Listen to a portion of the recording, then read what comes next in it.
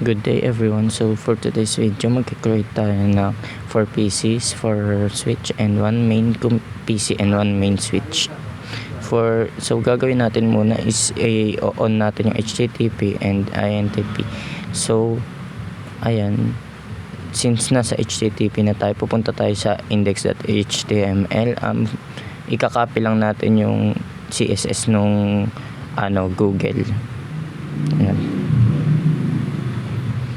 So next is pupunta tayo sa DNS, which is magke-create lang tayo ng ng server panel.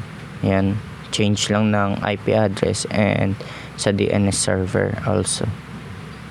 And punta naman tayo dyan sa DNS. Bali dyan ikakopy natin, ipe-paste yung Google para makita natin kung nasa search ba siya or not. Then dyan punta na tayo sa switch.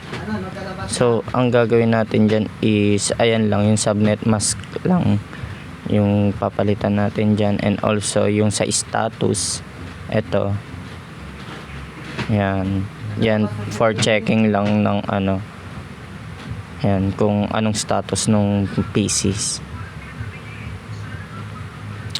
Yan, next is punta tayo sa router. Is yan lang, naglagay lang ako diyan ng kung yan FTPT yan. And next is dyan sa PC, which is sa IP configuration tayo pumunta. Dyan is nag-create ako ng main IP address and yung DNS server.